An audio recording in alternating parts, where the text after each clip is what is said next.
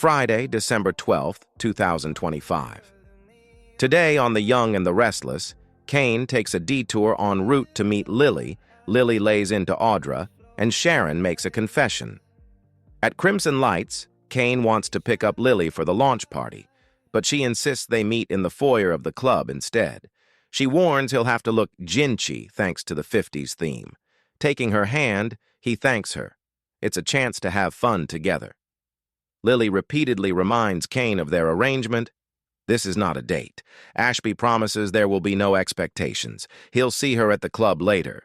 She trots out, and Phyllis appears, asking why he'd be seeing Lily later at all. Kane tells her it's none of her business, and she needles about him being touchy. He calls her Mata Hari, and they continue bickering. Phyllis doesn't appreciate him threatening her the other day. He confronts her for stealing his program and giving it to Victor, who came after him instead of Jabot. The lying is why they have nothing to say to each other. She continues to deny it.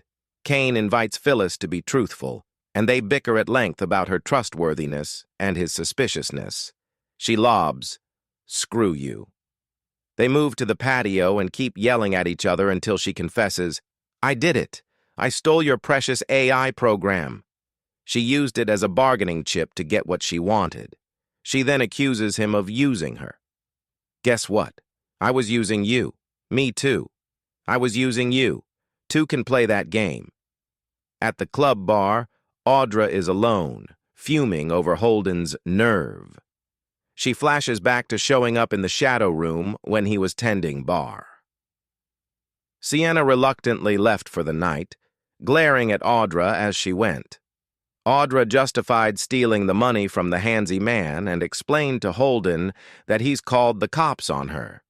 Her buddy at the airport warned her she's been flagged. She can't take the risk of flying to London. She asked Holden for help getting a new license and passport. Audra pauses her trip to the past long enough to leave a voicemail for Sally, explaining that she won't be at the launch tonight. She doesn't want to spoil it for her friend. After disconnecting, she flashes back to that night at the shadow room. Holden told her that guy was totally out of line as she thanked him for having her back. He warned that Creep had been there several times looking for her. Audra sneered that he's lucky she didn't kill him.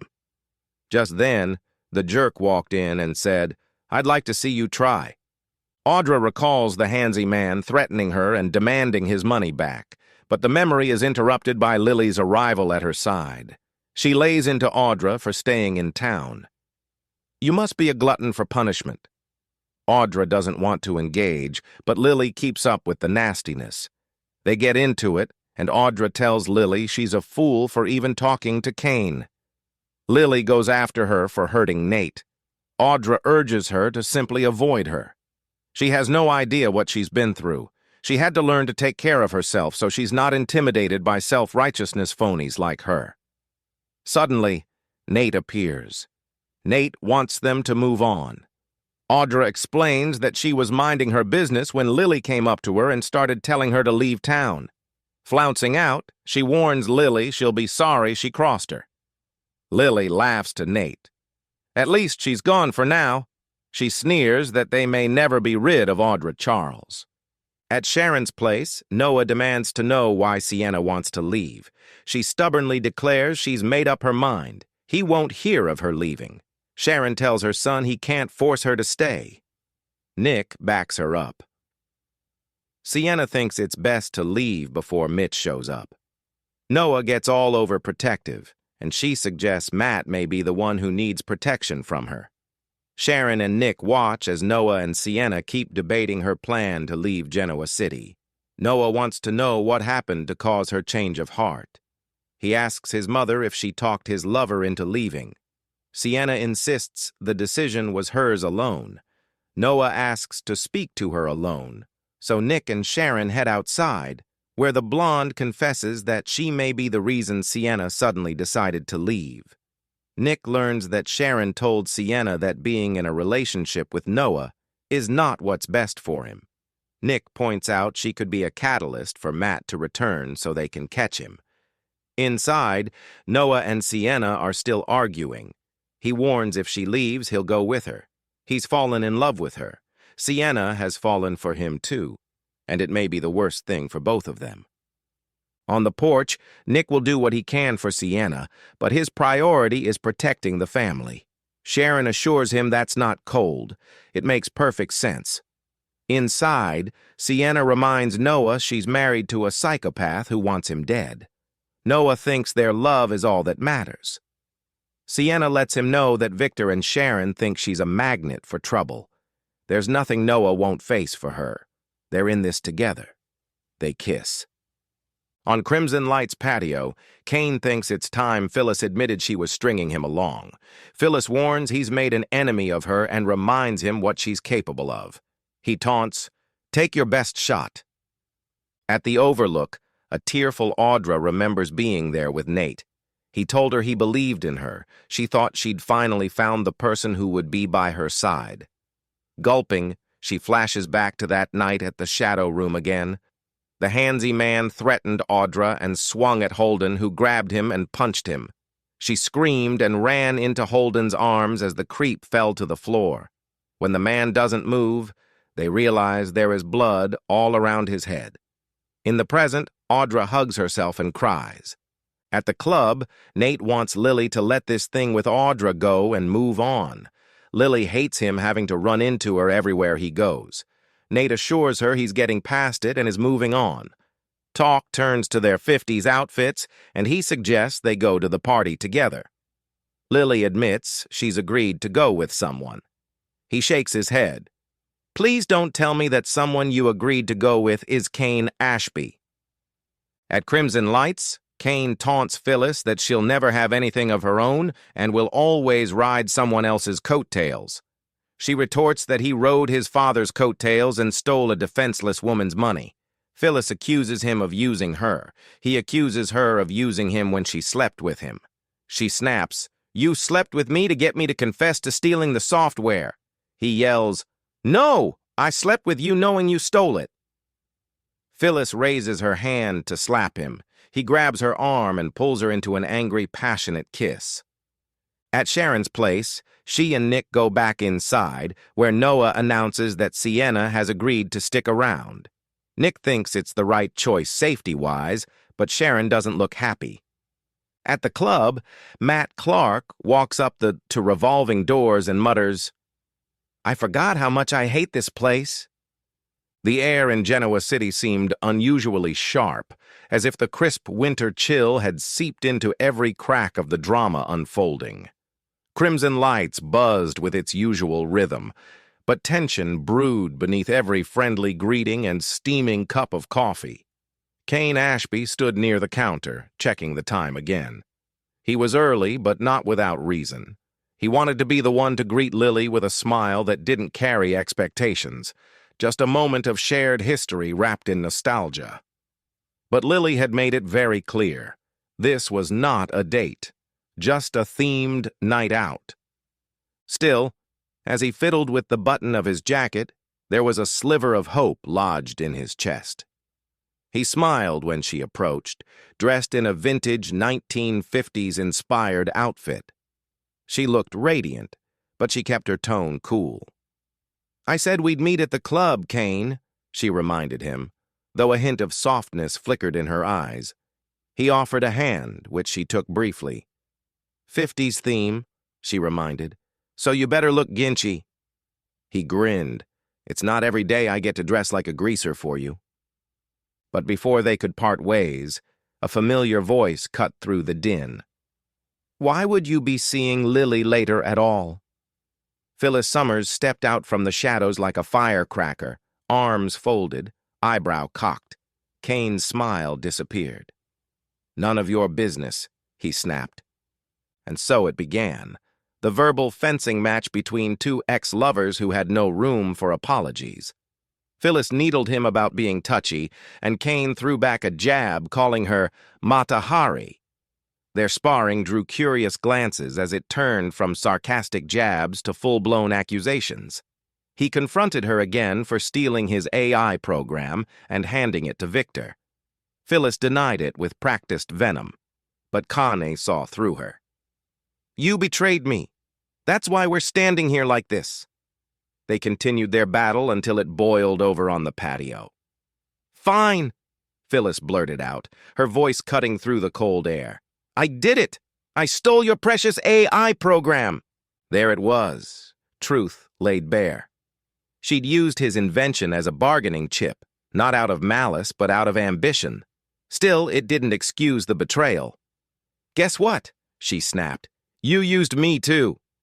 Kane's voice dropped an octave. "Me too," he admitted. "Two can play that game." Meanwhile, at the Glam Club bar, Audra Charles sat alone, sipping something strong and trying not to shatter the glass in her hand. Her mind kept returning to one name, Holden, the nerve of that man. Her flashbacks bled into the present like an open wound. She remembered the shadow room, the darkness of the club, the night she stole from that grabby creep, the panic when she found out she was flagged at the airport. Holden had saved her once, but now she wasn't so sure he ever stopped watching. She left a quick voicemail for Sally, saying she wouldn't attend the launch party. "I don't want to ruin it for you," she said softly before hanging up. Her eyes glazed over as her memory dragged her back again to that night. Holden had warned her that the man had been looking for her. And right on cue, the handsy guy arrived. Audra clenched her fists, recalling his threat. Her lips twisted as she remembered the blood, the fear, the impact of Holden's punch. The moment the man didn't move. Was that the moment everything changed? Just then, Lily appeared beside her, voice sharp as glass. "Still in town? You must love punishment." Audra wasn't in the mood to fight, but Lily pushed. Words flew like daggers. "You hurt Nate," Lily accused. "You betrayed everything." Audra, shoulders drawn tight, fought back. "You know nothing about survival. I learned to protect myself." The tension snapped when Nate Hastings walked in. "Enough," he urged. He looked between them, tired of the Cold War. Audra defended herself. She wasn't looking for trouble. It found her. But before she left, she dropped a promise. "You'll regret coming after me, Lily." And just like that, she vanished into the night, but not from memory. Back at Sharon's house, emotions were reaching a different kind of boiling point. Noah Newman stood across from Sienna, desperation in his eyes. She was leaving, insisting on it, and he wouldn't accept it. "You're not leaving," he said, fists clenched. Sharon tried to intercede, calming her son. "Noah, you can't force her to stay." Nick agreed, backing Sharon, but the tension only escalated. Sienna argued she had to leave before Matt found her again. Noah refused to let her disappear. "Then I'm leaving with you," he vowed. Sharon and Nick exchanged glances as the young lovers battled heartbreak and logic. Outside, Sharon whispered a confession to Nick. "I may have been the reason she decided to leave." Her voice trembled. Nick wasn't surprised. She had warned Sienna that Noah deserved better, a safer life.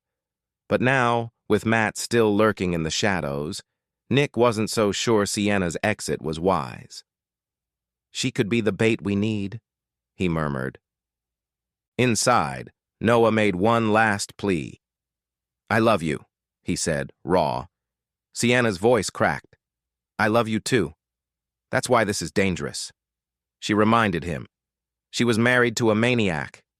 Victor and Sharon thought she was toxic. But Noah wouldn't back down. "We face it together." On the Crimson Lights patio, Kane was still caught in a venomous dance with Phyllis. He accused her of stringing him along. She warned him not to underestimate her. "You've made an enemy," he smirked. "Then take your best shot." Their war of words spiraled into a heat neither expected. Phyllis raised her hand to slap him, but he caught it. And in a moment, fueled by rage and history, he pulled her into a kiss, rough, urgent, angry. She kissed back. At the club's overlook, Audra stood alone, tears on her cheeks. The memory of Nate's warmth haunted her. His words, his belief in her. The pain of losing him throbbed like an old bruise. She hugged herself tightly, trying to suppress the image that haunted her most, the blood under that man's head. That night had never left her. Maybe it never would. Inside, Nate tried to comfort Lily, urging her to forget Audra. Lily hated running into her at every turn. Nate insisted he was over it. Talk shifted to the party. Nate invited Lily to go together, but her face darkened. "I've already agreed to go with someone." Nate's smile faltered. "Please don't tell me it's Kane." And back at Crimson Lights, Kane and Phyllis broke apart, breathless. She slapped him across the face, this time successfully. "You're a bastard," she hissed. Kane didn't flinch. "And you're a liar." Meanwhile, Sharon and Nick returned inside. Noah stood proudly, hand clasped with Sienna's. "She's staying," he announced. Nick nodded. It was safer, but Sharon looked anything but convinced. Her eyes were locked on Sienna, the same wariness simmering beneath her expression. Far across town, at the entrance of the club, a familiar figure stood before the revolving doors. Matt Clark smirked at the sight of the glowing venue, muttering under his breath, "I forgot how much I hate this place." His presence marked the return of danger, deception, and another storm looming over Genoa City. Matt Clark stood just outside the revolving doors of the Grand Phoenix Club, his breath clouding in the chilly night air. He stared at the glowing lights and the pulse of music drifting through the windows. The Abbott Communications launch party was in full swing, the perfect storm brewing inside. He smirked. "All the players in one place," he muttered, adjusting his cuff. "Time to light a match." Inside the club, the mood was festive on the surface.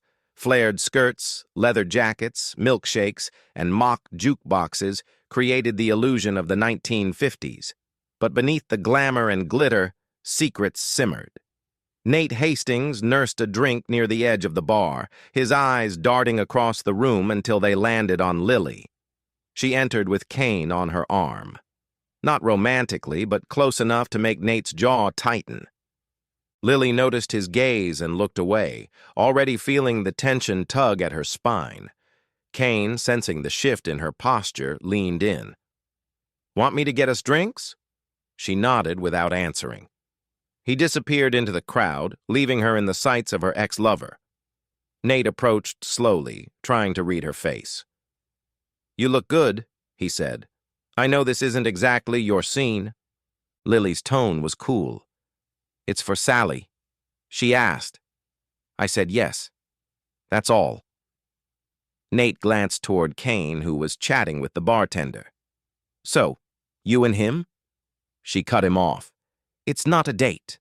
He raised a brow. "But it's something." She sighed.